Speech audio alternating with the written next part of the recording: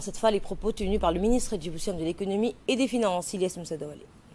L'Éthiopie partagent une longue histoire et des relations exceptionnelles sont entretenues depuis toujours.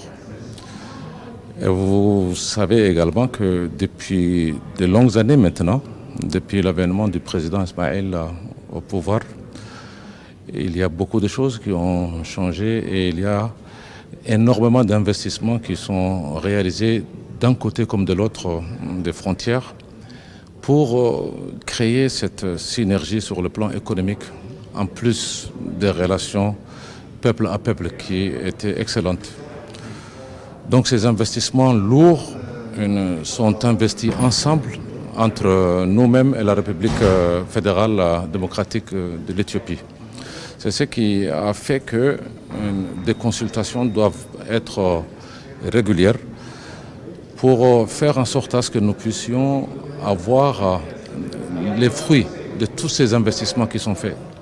Donc la visite de ce jour portait sur ce qui concerne l'amélioration et le renforcement de tout ce qui est système de gestion de notre économie conjointe. En d'autres termes, il y a eu à peu près 10 milliards de dollars investis entre nos deux pays pour les lier sur le plan du chemin de fer, sur le plan du câble de fibre optique, sur le plan électricité, sur le plan eau et également les pipelines gaziers et autres qui vont venir.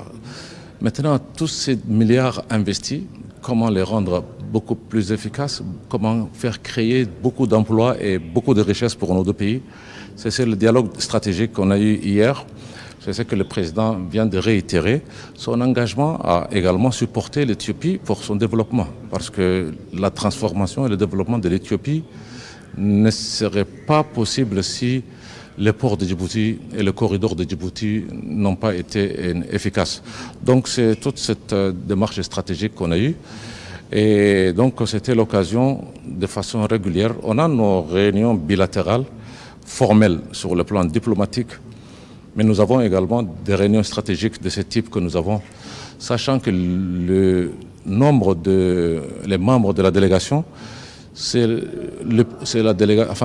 les membres au plus haut niveau en l'absence de Premier ministre. C'est les principaux 6 membres qui vraiment, on peut dire, prennent les décisions sur le plan socio-économique. On appelle ça le comité macroéconomique, le comité national macroéconomique. C'est à peu près ce que nous avons à Djibouti comme le Djibouti Development Board au niveau de la présidence.